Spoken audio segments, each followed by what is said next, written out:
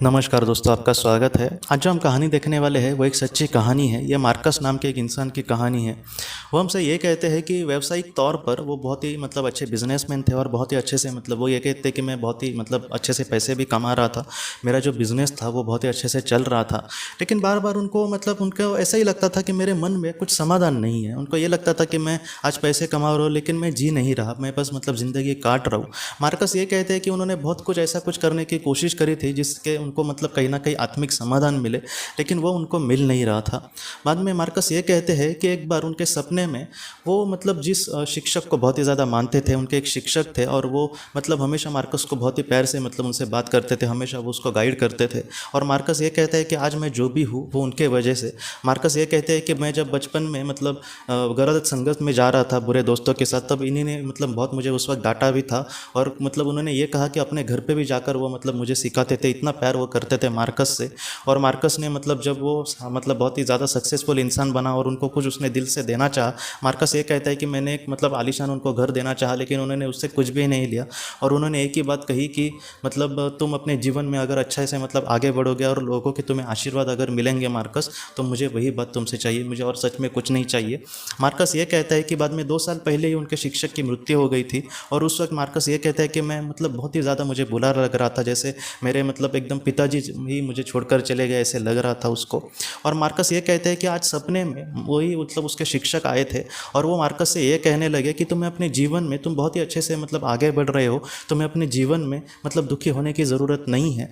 तो मार्कस ने ये कहा कि मेरे दिल में आज सर समाधान नहीं है, इसलिए मैं बहुत ही ज़्यादा दुखी हूँ। बाद में उस मार्कस के शिक्षक ने उसको ये कहा कि तुम अपने जीवन में जो भी कर रहे हो उससे तुम्हारा ही अच्छा हो रहा है, इसलिए तुम कहीं ना कहीं समाधानी नहीं रहे हो। जितना हो सके तो अगर तुम दुनिया को कुछ खुशियाँ देने की कोशिश करोगे तो इसका फ़ायदा तुम्हारी आत्मा को और तुम्हारे मन को बहुत ही होगा। तब मार्कस ने ये कहा कि ऐसे बहुत लोग बोलते हैं, मुझे भी बहुत लोगों ने कहा है कि हमें भी कुछ अच्छा करना है लेकिन मुझे रास्ता नहीं मिल रहा। तब मार्कस के जो शिक्षक थे उन्होंने इस तरीके से कहा दोस्तों कि तुम आज बहुत पैसे कमा रहे हो, अगर तुम वो कहीं ना कहीं बच्चों को अनाथ आश्रम को दान करोगे तो उनको बहुत मदद मिलेगी मार्कस, और तुम्हें भी बहुत समाधान मिलेगा। और उस शिक्षक ने बाद में ये कहा दोस्तों कि मैं भी बचपन में अनाथ आश्रम में पला बड़ा हूँ।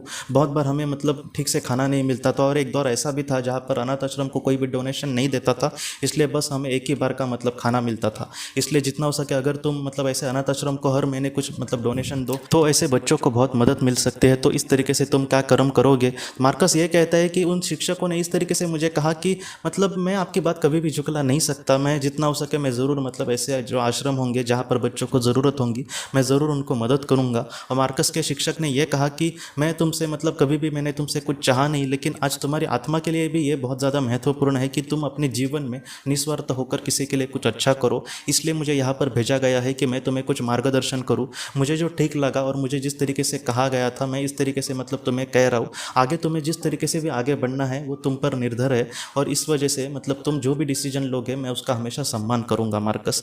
और मार्कस ये कहते हैं कि उसके बाद उनकी नींद एकदम खुल गई। मार्कस ये कह रहे थे कि उनको बहुत बुरा लग रहा था कि काश उनके शिक्षक और भी उनको कुछ महत्वपूर्ण संदेश देते, या फिर इनको जो मुलाकात थी वो और ज़्यादा बड़ी होती तो उनको बहुत खुशी मिलती थी।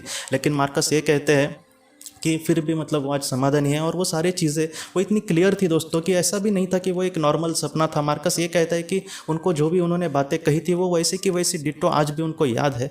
और मार्कस ये कहता है कि उसके बाद उन्होंने समझ गए कि उनको मुझे क्या कहने के लिए आए थे। और अगले ही दिन दोस्तों मार्कस ने उनके शहर में जितने भी अनाथ आश्रम थे उनको डोनेशन देने की कोशिश करी। वो खुद भी हर संडे अनाथ आश्रम में जाकर उन बच्चों की कैसे हालत है, उनको खाना मिलता है कि नहीं, इन सारी चीज़ों पे बहुत ही अच्छे से ध्यान दे रहे। और आज मार्कस इस भी तरीके से काम कर रहा है कि अनाथ आश्रम के जो बच्चे हैं उनको अच्छी शिक्षा मिले, बाद में अच्छी जॉब्स मिले, इसके लिए भी बहुत प्रयत्नशील है। और उसके कंपनी में जितना हो सके वो ज़्यादातर ऐसे अनाथ बच्चों को जिनका कोई भी नहीं है उनको ही काम पे रखने की कोशिश करते। तो इस तरीके से मार्कस ये कहता है कि पहले जो मुझे समाधान नहीं मिलता था वो आज मैं बहुत ही अच्छे से समाधान भी मिल रहा है, और आज मैं सच में बहुत ही खुशी से ज़िंदगी जी रहा हूँ।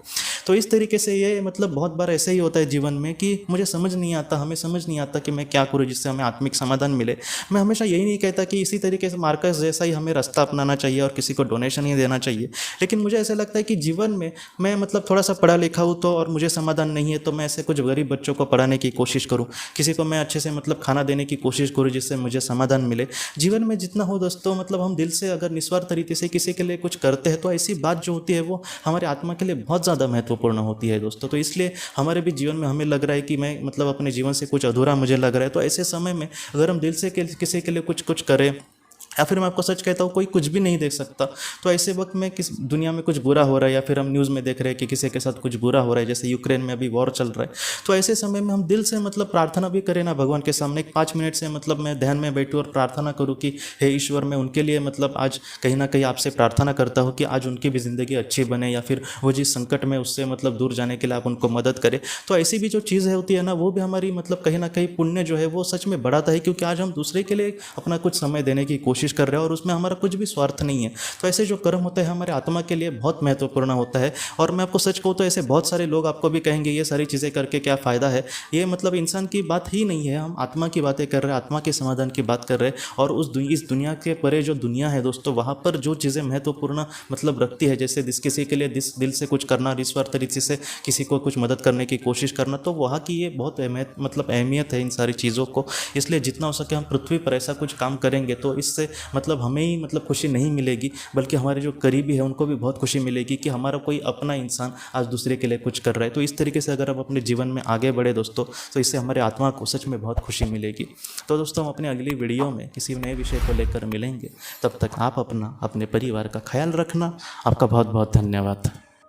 ज़िंदगी की रोशनी ये एक कंसल्टेंसी है जो ऐसे लोगों को मदद करने की कोशिश करती है जिन्होंने किसी अपने को खोया है, या फिर जो लोग अपने जीवन में बहुत ही ज़्यादा दुखी है। जो लोग इस संस्था के साथ जुड़ेंगे उन्हें पास्ट लाइफ रिग्रेशन के ऑडियो, ध्यान करने के लिए 5 ऑडियो, 10 ऑडियो बुक्स और उसके साथ साथ PDF किताबें, मतलब ऐसी किताबें जो मोबाइल या फिर लैपटॉप या फिर कंप्यूटर पर आप पढ़ सकते हैं, ऐसी किताबें उन्हें ईमेल पर या फिर व्हाट्सएप पर भेजी जाएंगी। जो लोग इस संस्था के साथ जुड़ना चाहते हैं वो कृपया इस नंबर पर व्हाट्सएप मैसेज करें। आपका बहुत बहुत धन्यवाद।